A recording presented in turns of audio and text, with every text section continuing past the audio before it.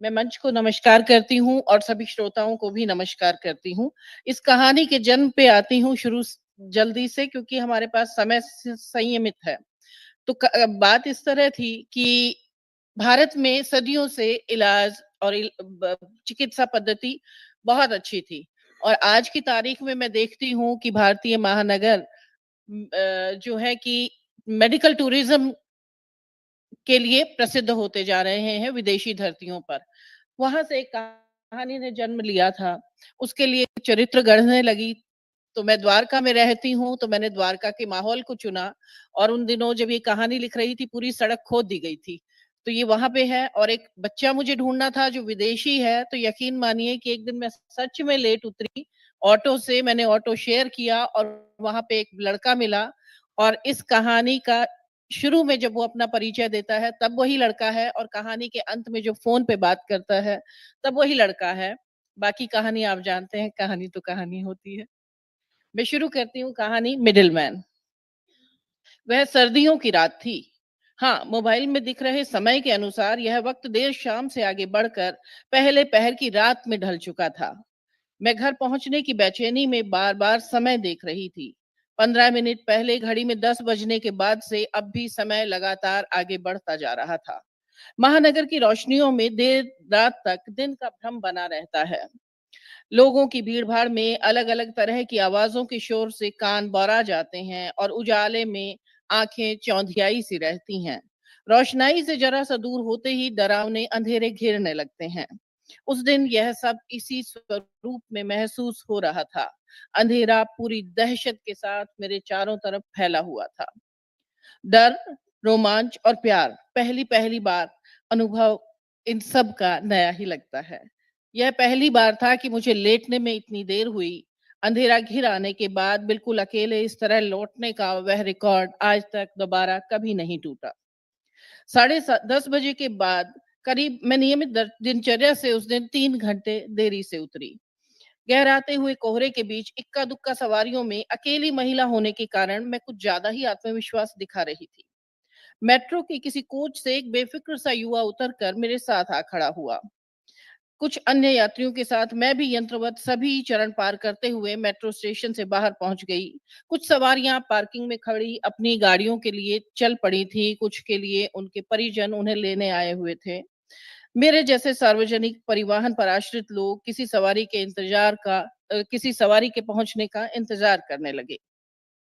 लगातार बढ़ती धुंध में दृश्यता 0 से कुछ डेसिमल ऊपर रही होगी।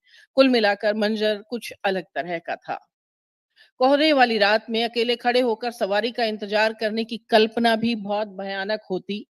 लोगों को अपने आस-पास देखकर मुझे कुछ हिम्मत तो मिल रही थी, मगर जितने लोग वहाँ थे, उनका पुरुष होना मुझे डरा भी रहा था। हाँ, इस मौसम में ऐसा भी हो सकता था कि गुच्छों में उतरती धुंध बादल बनकर हर शय को अपने घेरे में ले लेती।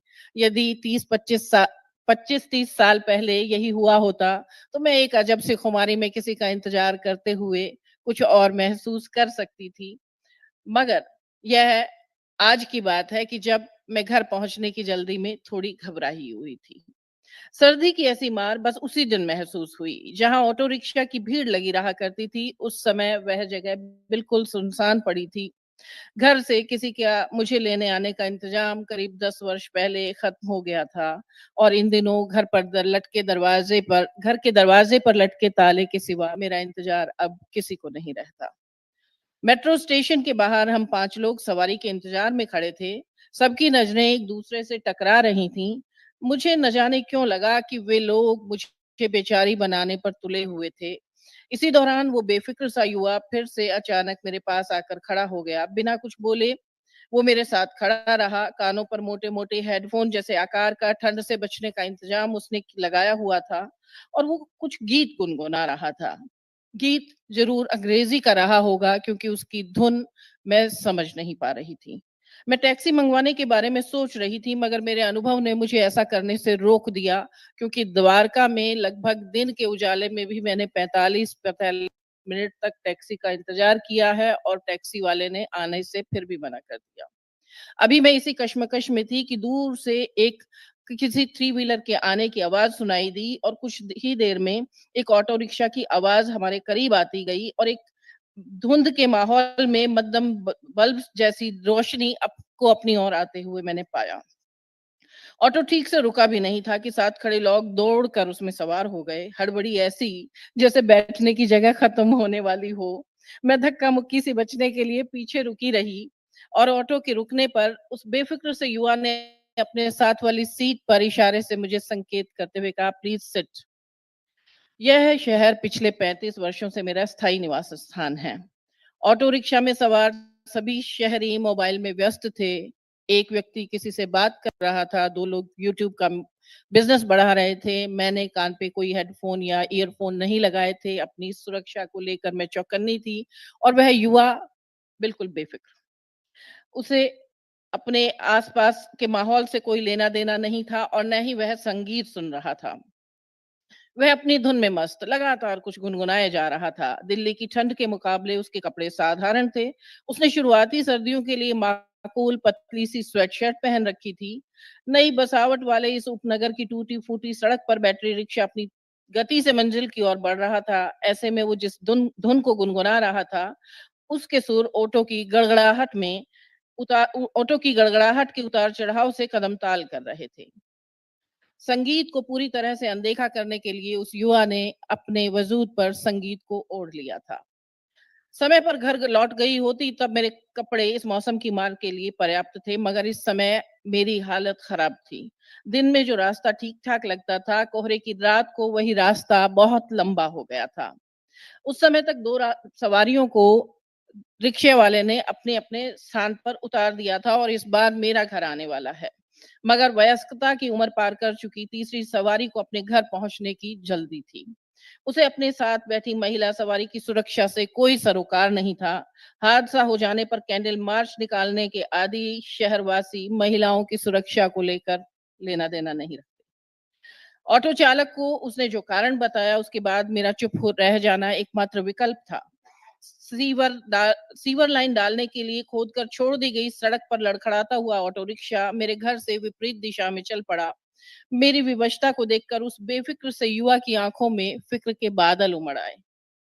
मैम, आपको एड्रेस पर ड्रॉप कर कर ही मैं घर जाएगा, उसने कहा। मैं अपने आप चली जाऊंगी, तुम अपना एड्रेस बता दो, जिसका घर पहले आएगा वो ही पहले उतरेगा। मैम, आप मेरे मम्मा के जैसा है, मैं ऐसी रात में अपने मम्मा को अकेला नहीं छोड़ेगा।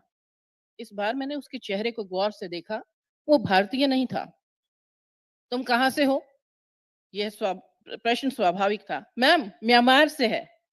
यहाँ कैसे आए? काम से मैम। उसके बोलने का तरीका ऐसा था, जैसे वह कह रहा हो कि मेरी उम्र से अंदाजा लगा लो कि ये उम्र काम करने की है। क्या करते हो? अभी काम सीख रहा है मैम। स्ट्रीट लाइट की रोशनी में मैंने उसकी आंखें देखी, छोटी-छोटी मगर जिंदगी से लबरेज आंखें। मेरा अंकल एडमिट है यहाँ हॉस्पिटल में। क्या हुआ उन्हें? हार्ट का प्रॉब्लम है मैम, सर्जरी करना है। ट्रांसप्लांट ट्रांसप्लांट करेगा डॉक्टर। उसे सही शब्द समझाना आ गया था। इस बात की खुशी उसकी आवाज से होती हुई मुझ तक पहुंच रही थी। कौन से हॉस्पिटल में है? उसने जो नाम बताया उसे सुनकर मेरी उत्सुकता बढ़ गई। मेरे सवाल के जवाब में उसने वही नाम दोहरा दिया जो कुछ देर पहले बताया था। तो म्यांमार से सीधे यहाँ कैसे पहुंचे? इंटरनेट पे सर्च किया था या किसी ने बताया है? यस मैम, म्यांमार से सीधे नहीं आया है। मेरा कंट्री से सब लोग यहीं आते हैं ना इलाज कराने, तब आया है। तुम्हें मेडिकल टूरिज्म के बारे में मालूम है? यस। तुम्हें पता है ना कि तुम्हारे अंकल को इसी इलाज की जरूरत है? कहीं दोनों देशों के लोग मिलकर तुम्हें बेवकूफ तो नहीं बना रहे?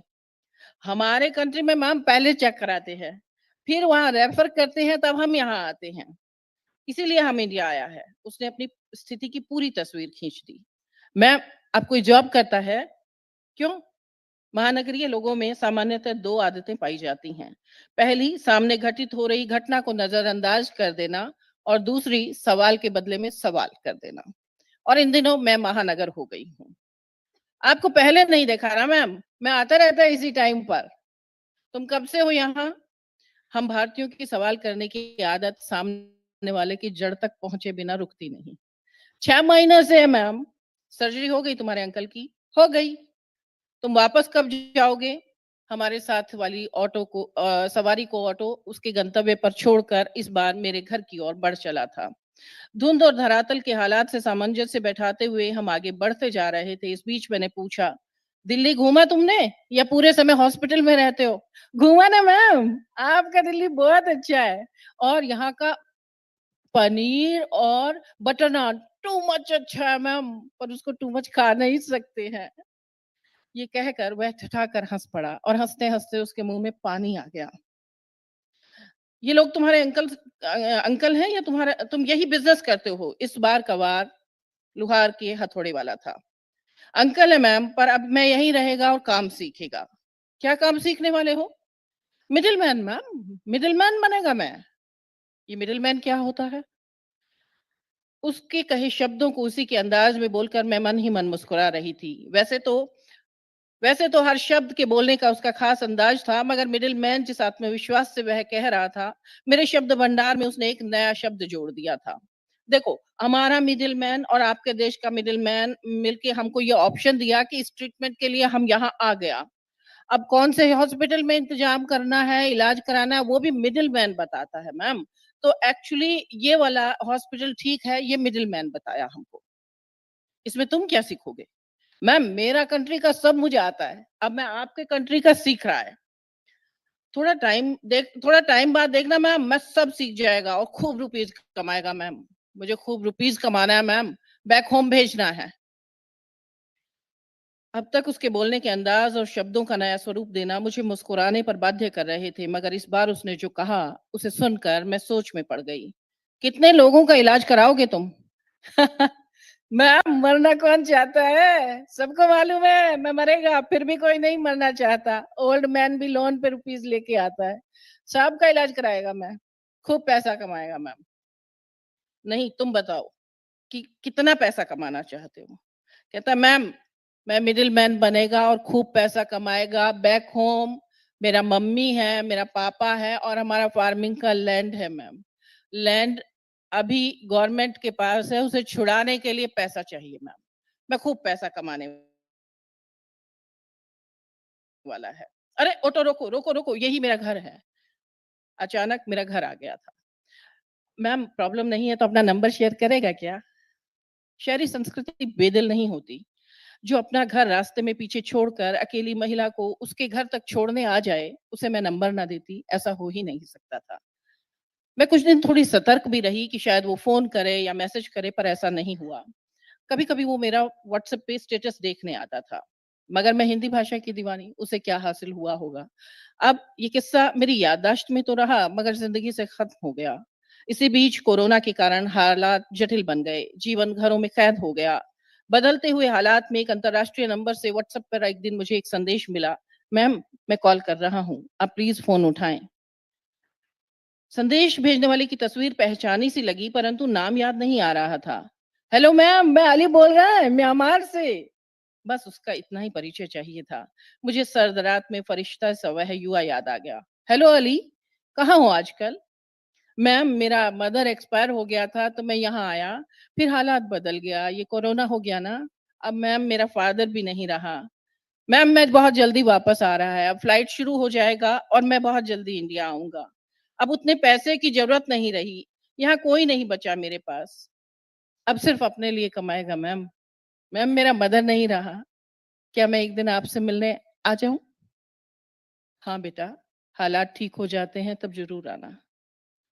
बात खत्म हो गई थी। मोबाइल मैंने हाथ में पकड़ रखा था। बरसात के मौसम की आर्द्रता में जब पहने हुए कपड़े शरीर की नमी को गीले होकर त्वचा पर चिपक जाते हैं, उसी मौसम में अचानक से मुझे बादलों के गुच्छों ने आ घेरा। चिपचिपा मौसम एकाएक बदल गया। हर ओर ठंडी हवा बहने लगी। धन्यवाद।